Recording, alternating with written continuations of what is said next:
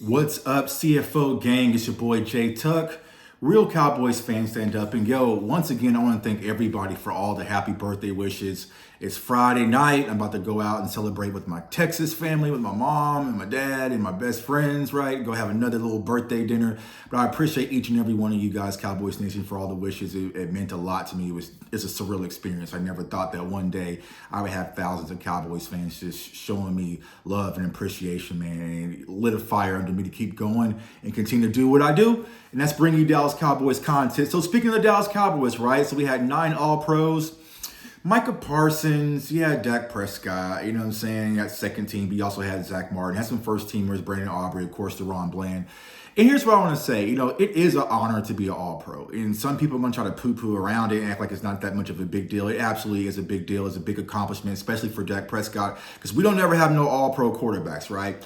Now, should he have been first team? Yeah. Should Micah Parsons been first team? Yeah. But what you guys have to understand is, man, a lot of these voters, they have some Cowboys bias in them, right? They don't like this. They don't like this, right? You know what I'm saying? Because CeeDee Lamb was not a unanimous All-Pro first team.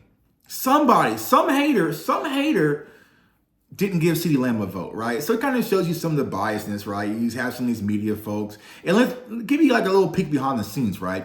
When you become credentialed media, like anyone gets a vote. So like for college football, I get to vote for all the awards, like the Heisman and all that stuff. I don't do it because it's just like, I really don't care, you know what I'm saying? But I could vote for the Heisman, you know what I'm saying? So it's like, but I feel like there was a few snubs, but kudos to, CeeDee Lamb, also Zach Martin, first team, DeRon Bland, even Brandon Aubrey. Brandon Aubrey's definitely special because if you go back to camp, Brandon Aubrey, I apologize. I was not familiar with the game, but it's not my fault. Because out there in Oxnard, he was wide left and wide right. He was kicking souvenirs. I was like, I don't know what the hell is going on. They just gave him the job. He didn't kick all preseason, but apparently they saw something in the house in this kid, and he's played phenomenal thus far. But let's go ahead and get into the wild card matchup versus the Green Bay Packers. And salute to my guy, Henny DeMore. Definitely check out his channel. Did a live show with him quickly last night, but I had so many different shows. I had radio segments because, Kansas City's going crazy right now. So I had to kind of jump, but I want to kind of chime in on a few things that I spoke about last night. Everything that the Cowboys want to accomplish, y'all, is right there in front of them, right? Right there in front of them. You couldn't ask for a better situation, for a better setup, right? You have Dak Prescott playing the MVP All-Pro level. You have CeeDee Lamb playing the All-Pro level. You have our offensive line, knock on wood, based on reports, to be fully healthy, right? You have Jake Ferguson, who's a young emerging tight end. You have Mike McCarthy as your play caller, who's a Super Bowl champion caliber coach, right? You got Tony Pollard. So you got all these pieces on the defensive side of the ball, right? You got a defensive line that can definitely get pressure. You got Micah Parsons, who's one of the top defensive players in the NFL. You got some quality corners in DeRon Bland, and also Stephon Gilmore is a veteran guy. And also you have your safety class, who is a veteran core. So I'm excited, y'all. Like it's up to the players. It really is up to the players. And like I said, the one thing that I give Mike McCarthy a lot of credit for is changing the culture and continuously stacking, right, playoff appearances, right? So you're able to build off your experiences from last year and the year prior, right? So hopefully that will be the situation. Now, when you look at this matchup on paper, y'all, it just is what it is, right? They had some injuries. I think A.J. Dillon was questionable for practice today, so he's questionable for the game. The running back, he's kind of their bruiser running back. They also had Jair Alexander, who's pretty much their best corner, but he hasn't had the best season. But if there's going to be anyone that was going to quote-unquote travel with CeeDee Lamb, was going to be Jair. He's going to be questionable with the ankle injury. Also, their big-time playmaker and Christian Watson, he was limited today in practice, and he's questionable for Sunday as well. So they got some injuries. I would assume they all play because it's the end of the season's playoff with Dallas Cowboys. I think they're going to give it a go. But like I said, when you look at this thing on paper, the Dallas Cowboys should go out there and just handle business. This is what being a 2 seed is all about, right? Getting a favorable matchup at home versus quote-unquote a lesser opponent, but you can't view it that way.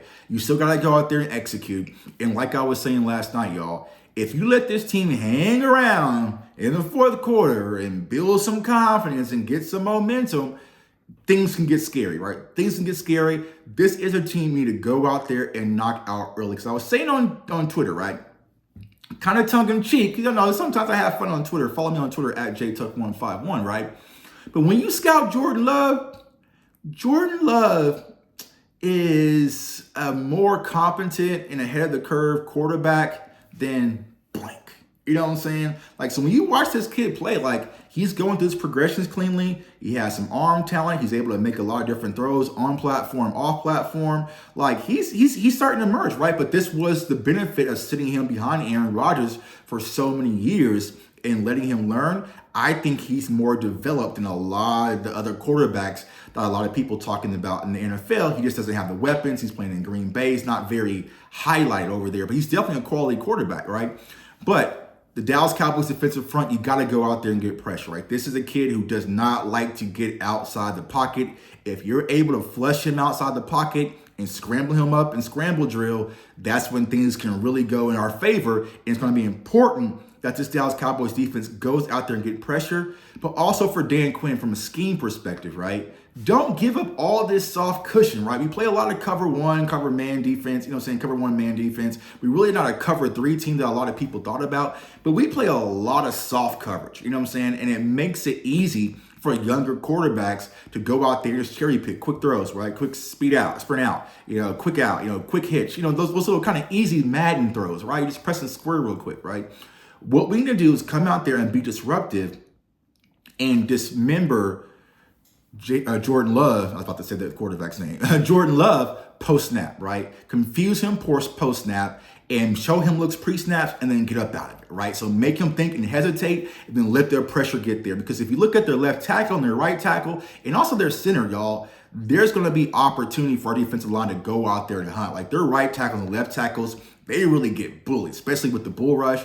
There's going to be opportunities. So I'm expecting the Cowboys defensive front to go out there and do what they've done all season, right? But most importantly, like I said last night, right? Even though I'm going out for birthday dinner, I got to eat my steak. I got to eat my vegetables. Got to eat my entrees and some appetizers, right? Before I can get to dessert. And it's the same thing for the Dallas Cowboys. Go out there, stop the run, because they got Aaron Jones, even though he's the other older guy.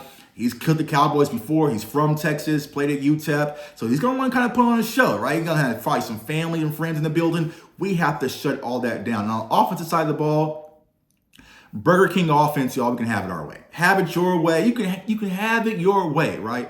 Whether you want to air their defense out or you want to run the ball down their throat, there's going to be opportunity. But the thing is, you can't get ego involved, right? We have to go out there and play our style of football. They play a lot of cover three. They play a lot of single high coverage. So I'm expecting a big day from Jake Ferguson, ASAP Ferg, right? And I was talking about on Twitter, the seams. You can tack really in the middle of the field, right? But also, let's bring back that wheel route. Let's bring back that tight end wheel route, because I don't think the linebackers can run with our tight ends. And so we're going to have mismatches all over the field. But most importantly, this offense is to go through Dak Prescott and CeeDee Lamb first, right?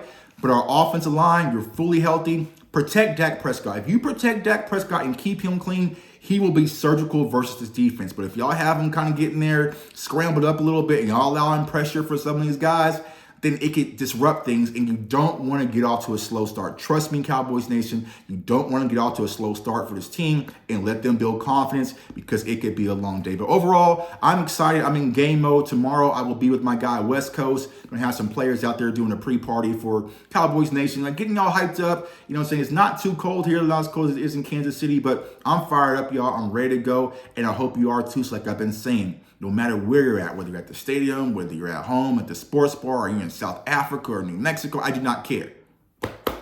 Rep that star. Let's go get this win, man. It's your boy, J Tuck. Comment, like, subscribe. Follow me on all social media platforms at JTuck151. I want everyone to stay safe, stay blessed, stay encouraged. Go Cowboys.